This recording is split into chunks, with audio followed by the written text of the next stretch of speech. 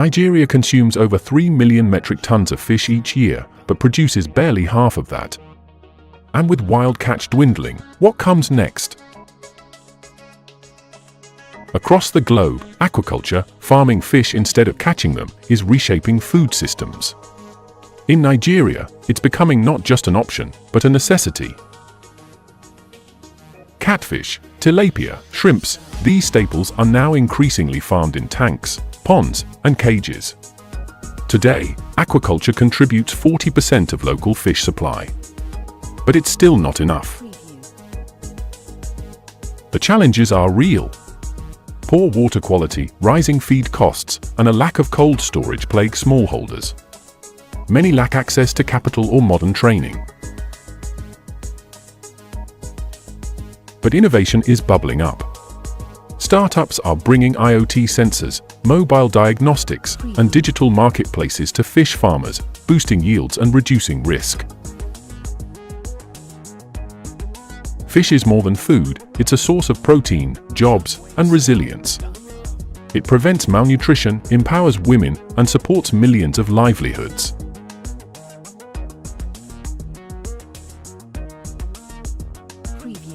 By supporting gender-inclusive fish farming, Nigeria can lift families out of poverty and nourish future generations. To feed tomorrow, we must farm the sea today. Aquaculture is not just about growing fish, it's about growing futures. Clean, climate-smart, and community-led. The next seafood revolution will not come from the ocean floor, it will rise from Nigeria's ponds, tanks, and mines.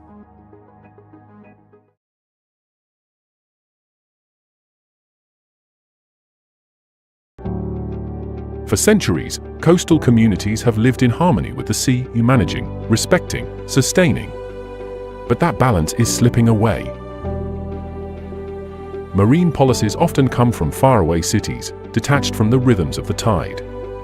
Meanwhile, the people who know the sea best are often unheard. Studies show that co-management, shared responsibility between government and locals, leads to stronger enforcement, sustainability, and resilience. In Ibino and Ilage, fishers, women processors, and local leaders are setting their own rules, limiting gear, closing spawning zones, and reporting illegal boats. They know that the sea gives only when respected. And when communities feel ownership, enforcement follows. Tools are evolving. Smartphones now track fish stocks. Sea rangers collect data. And fisherwomen use mobile wallets to organize cooperatives. These are not just governance models, they are movements.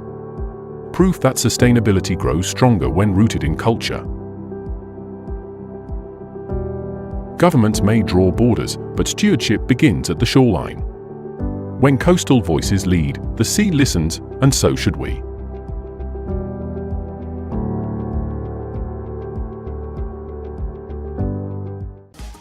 A new kind of fuel is rising from the ocean, a gas so powerful it could transform Nigeria's energy landscape. It's colorless, clean, and made from water. Hydrogen is the universe's most abundant element. When burned, it emits only water vapor. As the world shifts from oil to clean energy, hydrogen is fast becoming the fuel of the future.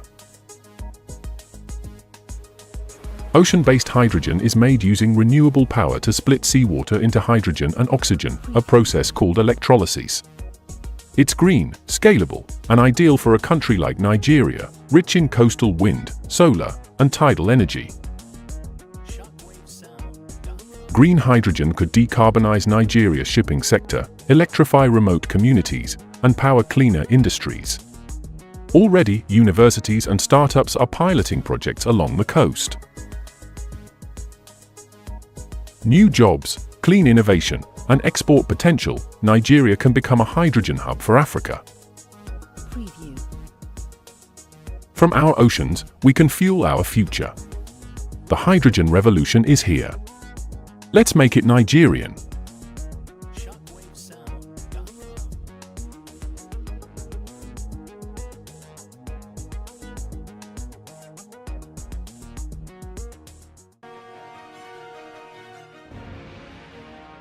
Beneath the waves, a new frontier awaits, filled with metals that power smartphones, solar panels, and electric cars. But is it a treasure chest or Pandora's box? Across the globe, nations are racing to mine the ocean floor. Cobalt, nickel, rare earth metals, all vital for the green transition, lie hidden under 4,000 meters of pressure and pitch-black silence. Demand for these minerals is soaring. Deep-sea mining could unlock them, at a cost. Nigeria, already a continental energy giant, may soon tap into its underwater mineral wealth. Recent surveys point to rich seabed reserves within our exclusive economic zone. With proper research and strategic governance, seabed mining could diversify our economy and reduce dependence on oil. But the ocean floor is not empty, it's alive. Mining could disrupt fragile ecosystems we barely understand. Species extinction, habitat loss, and sediment clouds could damage ocean life for generations. Critics urge caution. Once disturbed, deep-sea ecosystems may take centuries, or forever, to recover. Can we mine responsibly? With strict environmental safeguards, marine protected areas, and real-time impact monitoring, Nigeria could set a global benchmark. The debate is not just scientific, it's generational. The decisions we make now will shape the ocean's health and our nation's prosperity for decades.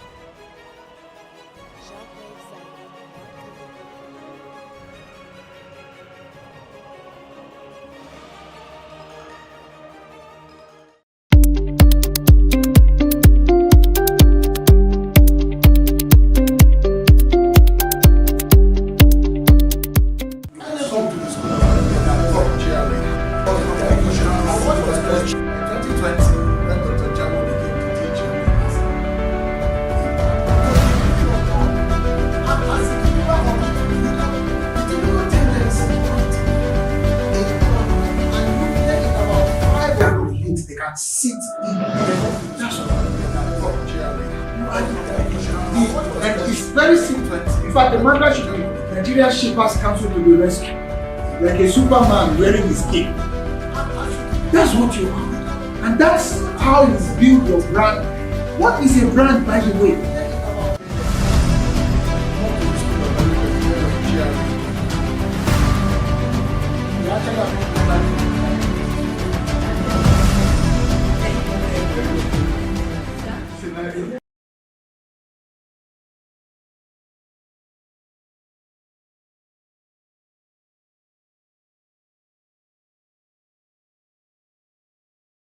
Think the sea is far away? Think again. From the bustling markets of Lagos to the rich waters of Cross River, the sea impacts every single one of us. Brought to you by the Blue Economy Academy. This is Nigeria's essential monthly ocean intelligence brief. Whether you're in Badagry, Bakassi, or anywhere in between, we are all stakeholders of the seas. Join the conversation with founder Yubong Essien, CSB, and our team of limited spaces are available. Scan the QR code now and join the Code Blue movement. Let's build a Nigeria that prospers by water. Powered by the Blue Economy Academy. Blue Economy Academy. Prosper by water.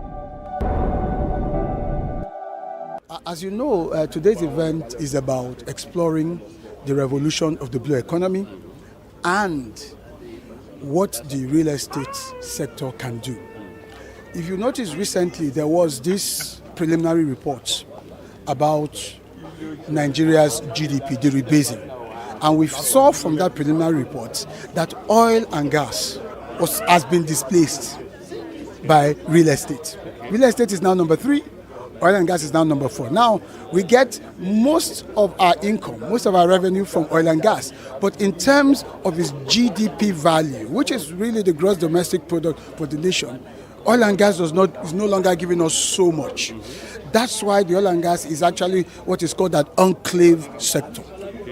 You can invest 12 billion into the oil and gas sector and you'll be lucky to get employment of about 10,000 people. But invest 1 billion into any of the 10 buckets of the blue economy, because there are about 10 buckets of the blue economy. Those buckets, you have what we call blue commodities, for instance. You're talking about aquaculture, your fishes, your shrimps, all of those living organisms in the waters that can provide food, as long as they are harvested with sustainability in mind. You also have what we call blue cities, which is where you have real estate coming into the fore. So you're talking about development across the water lines, across the coast, waterfront development, luxury development as well, the entire gamut of it. So these two buckets alone, imagine the attention that we could pay to these two buckets and what we expect to generate. Now we know that on estimate basis, Nigeria's blue economy is put at about $30 billion. That much we know. Globally, it's about $1.5 trillion. That is very expansive without having to do so much, because it's a sector that is a lot more inclusive. If I were to ask you, how many people do you know in oil and gas? You would have to scratch your head. It's practically an exclusive industry. But if I were to say real estate, chances are that you know someone who might not be a developer, but is a broker.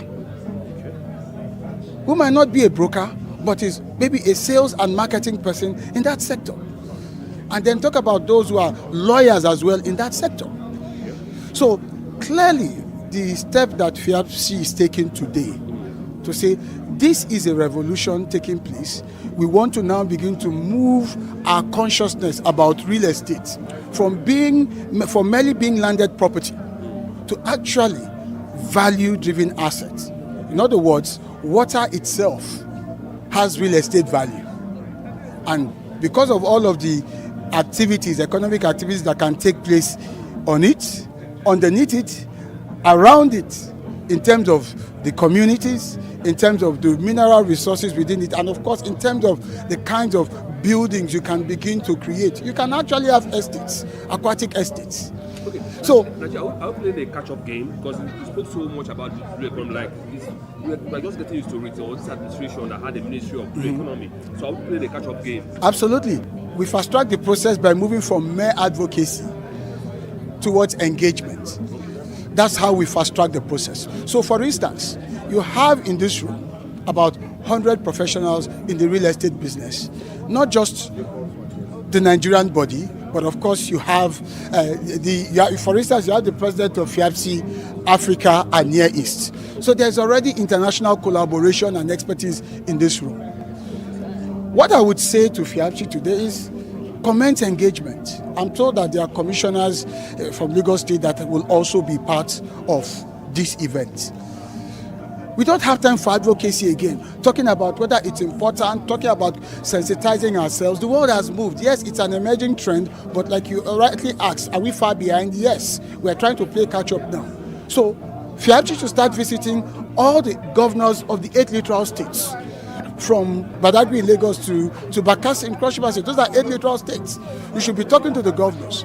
Governors, can you help us? Can you provide us enablement along the coast? Can you open up those frontiers? Because the 8 littoral states are the first frontiers as far as the blue economy is concerned.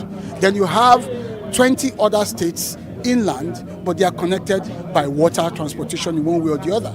Those are like the what you call the blue corridor states. So can FIAPC reach out to the governors, engage with them, and then create what we now know today as PPPs? All right, state governors, if you can open up the space for us. The real estate practitioners know how to find their way. We know that. We see estates all over the place. Many Nigerians have been buying into them, and so they've taken the lead without waiting for government.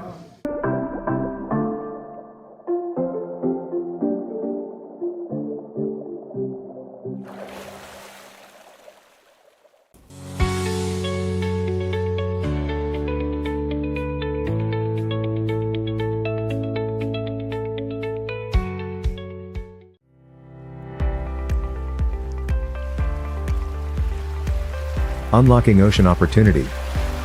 Let's prosper by water. From Badagry to Bakassi, Nigeria's coastline stretches with promise.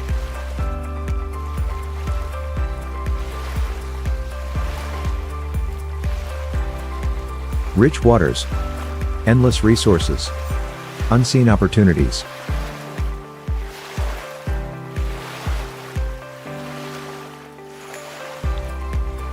But for decades, we've remained sea blind, despite being surrounded by water. Nigeria has looked inland for growth. The maritime economy remained hidden in plain sight. The vast potential of the blue economy, untapped, unspoken, unrealized. Then came a vision. The Blue Economy Academy was founded to change the tide. A bold institution created to eliminate sea blindness and usher in a new wave of prosperity by water. At the heart of the academy lies a strategic framework. 10 key inclusion buckets that capture the entire spectrum of the ocean economy. From ports to policy, fish to finance. BEA connects every drop of potential. Through executive education, stakeholder town halls, awareness campaigns, and hands-on training. BEA is bridging Nigeria's knowledge gap, one course, one conversation, one community at a time. From our monthly Mastering the Blue Economy Executive Intensive, to grassroots projects like the Ocean Literacy Program and the Campaign Against Sea Blindness. BEA is for everyone: students, professionals, policy architects, investors, innovators. All united by one call, to help Nigeria prosper by water. The Blue Economy Academy has already made waves. National press coverage, government recognition, community trust. It is becoming the lighthouse guiding Nigeria's blue renaissance. This is your call to board the ship. Join as a member. Learn. Collaborate. Lead. Be part of the movement to unlock our maritime future. Blue Economy Academy, prosper by water. Eliminating sea blindness.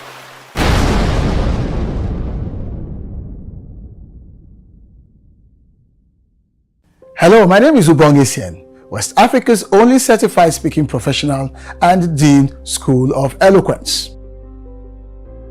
According to the Eloquence Institute, over 70% of notable people, public officials and leaders find it very difficult to speak in public. They do consultation. This is how reputations are wrecked, one dull speech at a time. So, if you are serious about not being part of this sad statistic, protecting your voice, your image, and your reputation, then join me at the School of Eloquence, the home of public speaking. My name is Adeze Nwogo, and the experience here at School of Eloquence has been amazing. School of Eloquence, teaching the world to speak.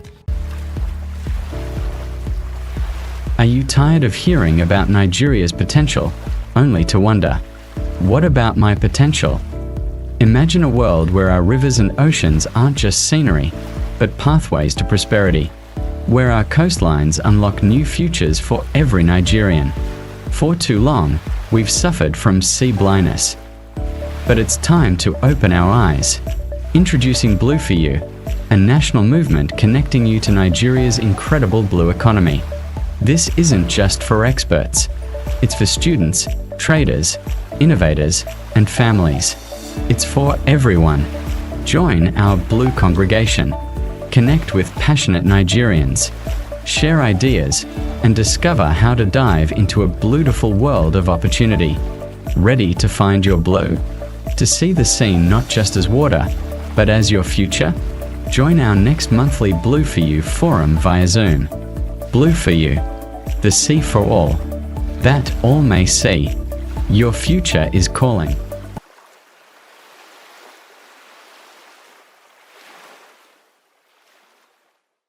Life at sea is difficult enough. Let's not make it harder. I'm Ubongi Sien, certified speaking professional and founder of the Blue Economy Academy. As the world marks the Day of the Seafarer, under the powerful theme, my harassment-free ship. The message must echo beyond the moment.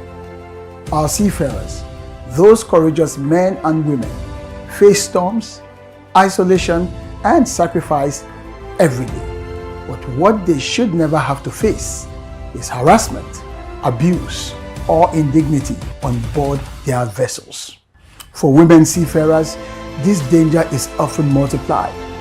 Many of them suffer silently, marginalized, disrespected, or even violated. And all this without protection or justice. We must call this out. We must change it.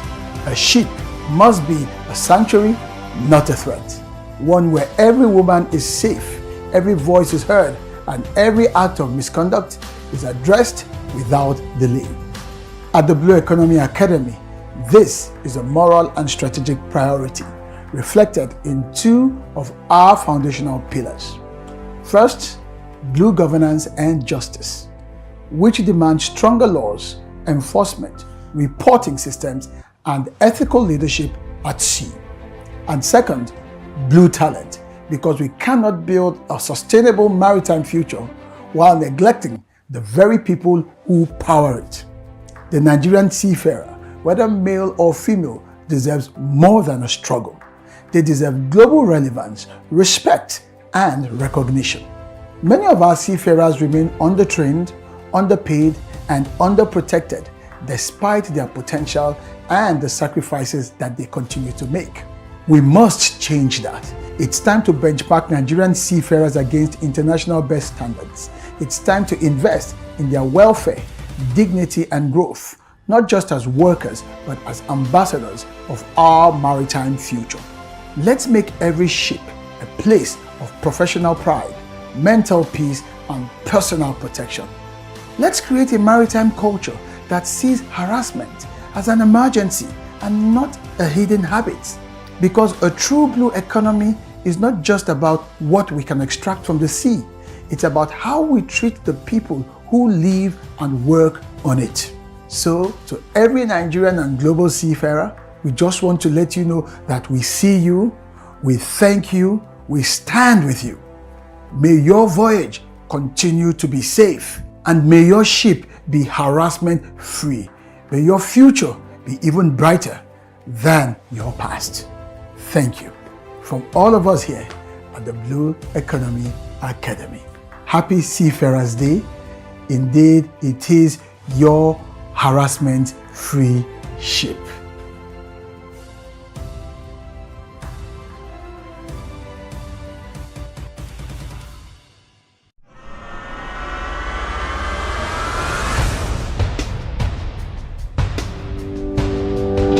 Once, these waters were the world's most feared. Piracy, theft, fear at sea. But the Nigerian Navy fought back and won.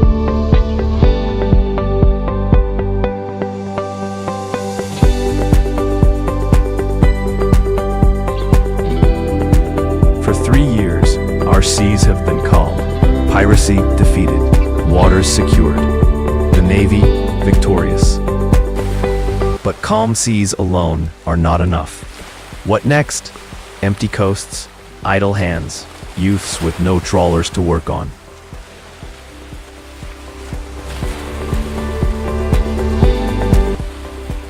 Security without prosperity is only half a victory. America is a superpower because its security fuels its prosperity, and its prosperity funds its security. Nigeria too must embrace this duality. No arm of our military holds the key more than the Navy. The old battle was pirates, oil thieves, and poachers. The Navy won it. The new battle is poverty on our coasts, wasted blue wealth, stolen futures. This is the blue battle, the battle for prosperity, for jobs, for abundance. Admiral, history will remember not only the battles you won at sea, but the prosperity you unleashed from it.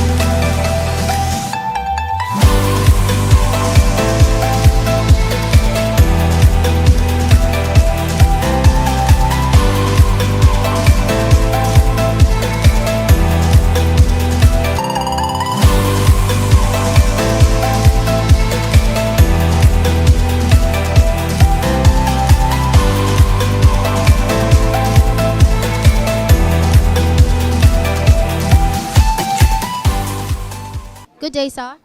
Good day. Can you please introduce yourself?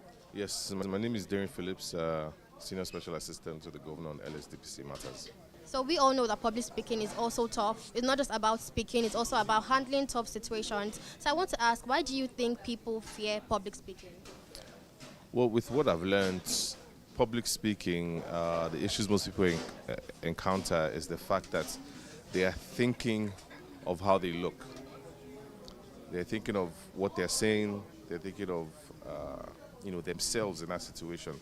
But once you step out of that mindset and start thinking of what the people are going to benefit from that conversation, the knowledge you're going to spread, the information you're going to give them, once you make that shift happen, it completely dissolves that fear, because then it's not about you and you're just focused on passing that message across and getting people to understand what you're saying. That was really beautiful. So I want to also ask, with the way digital economy is evolving, how do you think public speaking plays a role in the success of businesses in this digital era? I mean, with this digital era, especially the era of social media, everybody's concerned. Everybody's essentially a public speaker, because with your phone, you can talk to the world. That access has never happened anywhere in the world. But this time period, you have the voice, you have the platform to be able to talk to the world, which is the reason why most people should, not only learn public speaking, but communication. It's such an important and useful skill that you just have to engage in, you have to perfect, you have to constantly practice to get ahead in this digital world. Okay, thank you so very much, and thank you for your time. Have a lovely day ahead. Thank you so much. Good morning, sir. Good morning. How are you? I'm doing okay. You look good, by the way, and congrats on your induction, sir. Thank you very much. Thank you. Okay, can we know you, please? Okay, my name is Dr. Lanra Tegbero. Okay. What do you do? I'm into real estate. I own a real estate company here in VI. We're into real estate agency, management, development, and all. Okay, so I want to ask you how public speaking has played a role in you pitching to clients or trying to pitch for a position or something in the real estate industry. Oh, well, public speaking is, it's part of our daily activities, because for you to market whatever product you have to speak with people, and you have to speak with them in a way they will understand to be ready to deal. Otherwise, it might be a put-off if you can't convey your information politely and accurately. So public speaking is part of our business. Okay, so do you have any special skill that you use to grasp the attention of audience or clients? Talk of that, well, that would be about the way I manage my clients in terms of the disposition. You give them this aura that will make them welcome to you, and they will be ready to do business with you, which is what I think I have. Thank you very much. I endeared my clients to me. I see that already. Thank you very much. Thank you for your time, sir. Have a lovely day. You're welcome. Thanks. You too. Bye. Good day, sir. Good day. Nice to meet you. Hey, my name is Comfort. My name is Kenny Wankwa. I'm a real estate agent, broker, and I'm also the Young Professionals Council president of FIABSHI.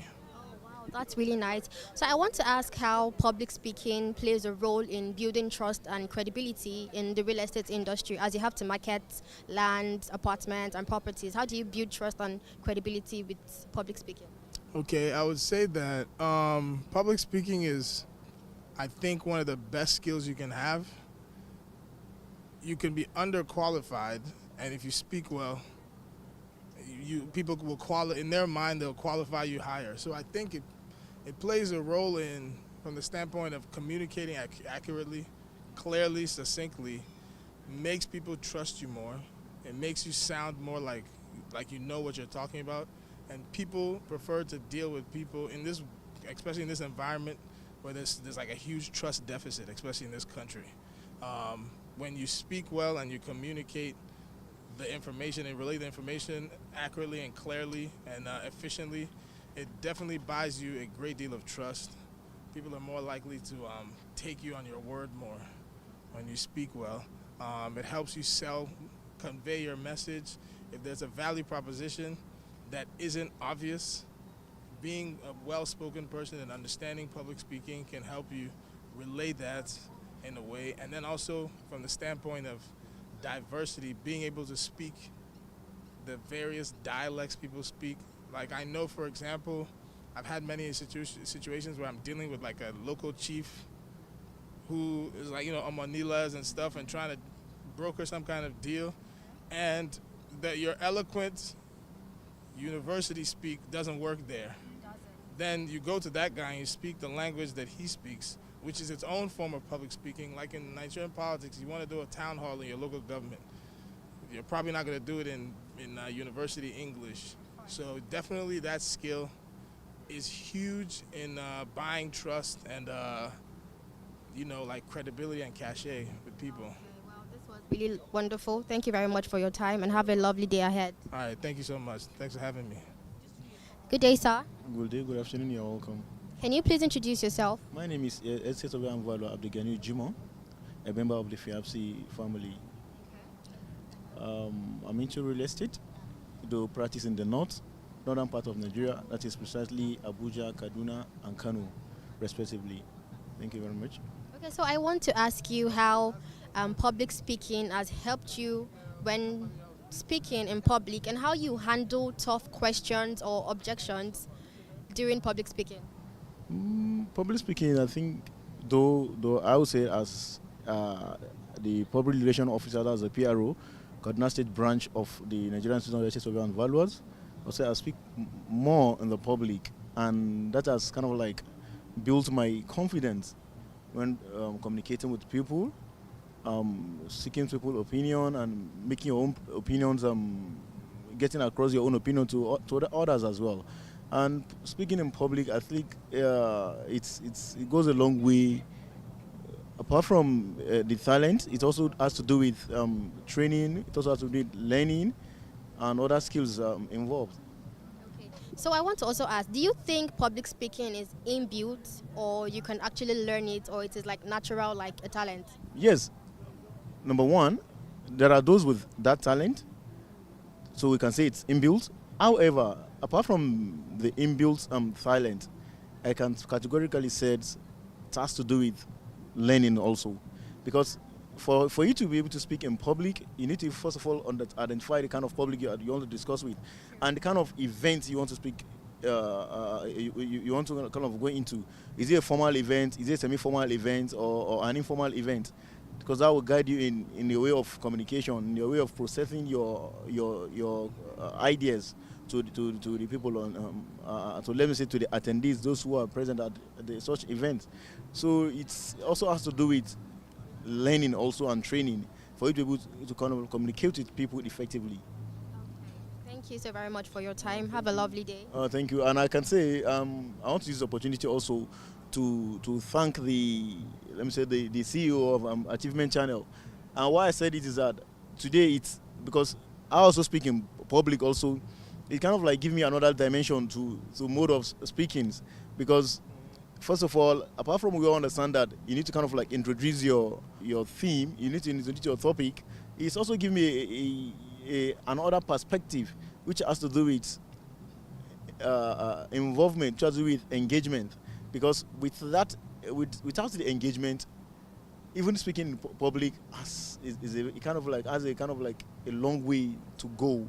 Yes, because seriously today, this afternoon, I've also learned some things. Because I have to take my pen and pick my pad to take one or two things down, because it gave me an idea that when trying to introduce your topic, apart from the fact that you need to read your audience, it also has to do with bringing fact from the background of what your topic is, and try to use that background to base what's your topic inside, which has to do with training. Yes.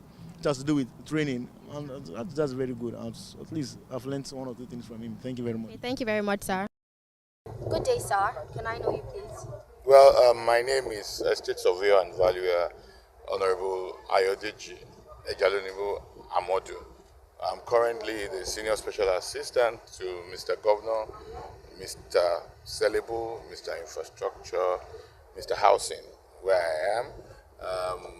Of Lagos State, Mr. Babajide Olusola Sanwo-Olu, the Executive Governor of Lagos State. Okay, that's really nice. So I just want to ask you a question. So as a leader in the real estate industry, I want to ask how public speaking has influenced your success in the real estate industry. Well, thank you very much. to say the fact, I love public speaking because I had a stint with public speaking because at some point I had a degree in public relations and advertising. And if you actually study public relations, that was at a postgraduate level at Nigerian Institute of Journalism. That back then, about 2000, about 25 years ago, in public relations, it's a course you actually take, public speaking, and public speaking helps you to actually express yourself. It gives you some sense of expression.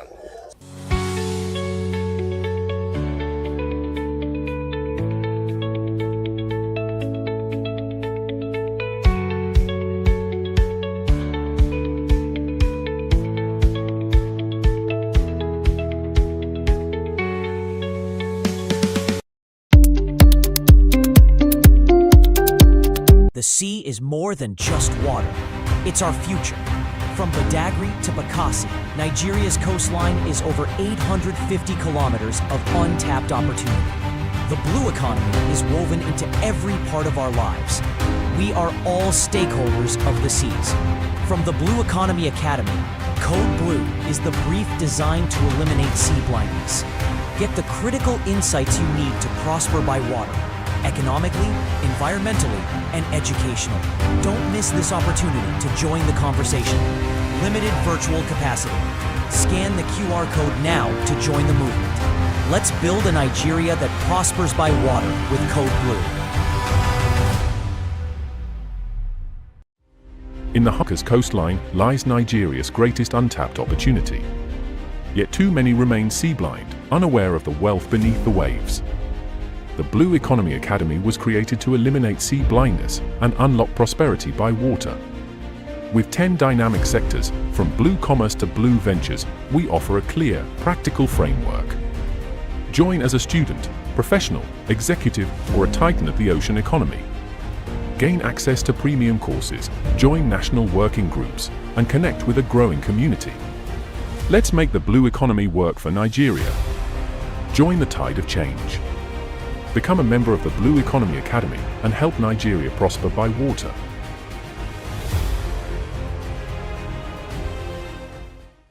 For years, a silent war was fought in our waters. A fight against pirates, saboteurs, and criminals who threatened our nation's economic lifeblood. This is the story of a force that stood ready. A navy that answered the call. The Nigerian Navy has won the first half of the victory. Through unwavering resolve, piracy in the Gulf of Guinea has been defeated, winning us international acclaim. We have brought calm seas to our nation. But calm seas without thriving coasts is only half a victory. The next battle is not with fire, but with focus. A battle to transform the Navy's security win into Nigeria's prosperity. To win this battle, we must change our strategy. From security as a cost to security as a product. This is the purpose of NIPOL, Nigeria's first national prosperity coalition. It is a Navy-led doctrine, an architecture for immediate action where security becomes the bedrock of investment confidence. NIPOL is a strategic handshake between the war room and the boardroom. It moves beyond the silos of marine and shipping to bring in every sector that touches our seas. Consider our vision for blue cities. Nigeria has 853 kilometers of coastline and 8 littoral states brimming with untapped potential.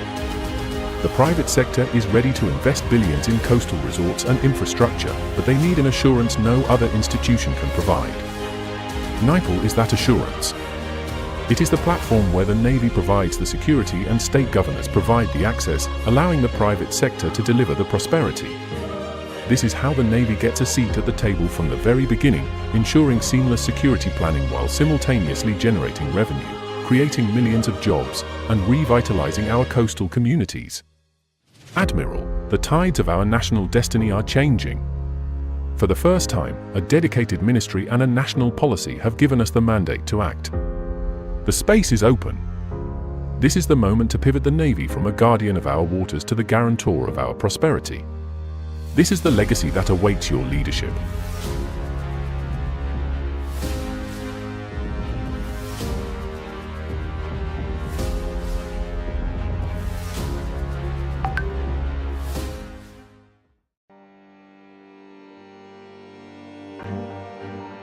When storms hit, mangroves stand between destruction and survival. These blue forests are our first and often last line of defense. Together, they form a climate shield. In Nigeria, over 1/3 of mangroves have vanished, leaving coasts exposed and communities unprotected.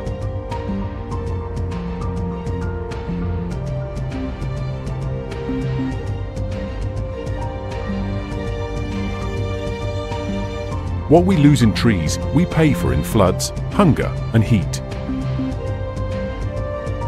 But hope grows literally.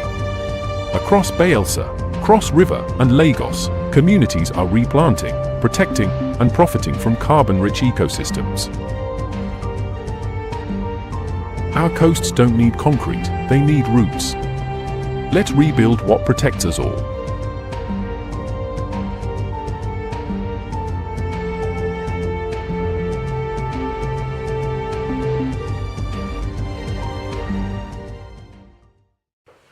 Nigeria has officially entered Code Blue, a new chapter in ocean intelligence powered by the Blue Economy Academy. Code Blue is our monthly national briefing series that brings together policy minds, industry leaders, and civic stakeholders to make sense of the opportunities that lie offshore, underwater, and on our coast. This is where we turn maritime insight into national strategy. Our maiden edition on July 29, 2025 sets sail with a landmark focus, Blueprint to Reality, mainstreaming Nigeria's 10-year marine and blue economy policy. We will unpack what the policy means,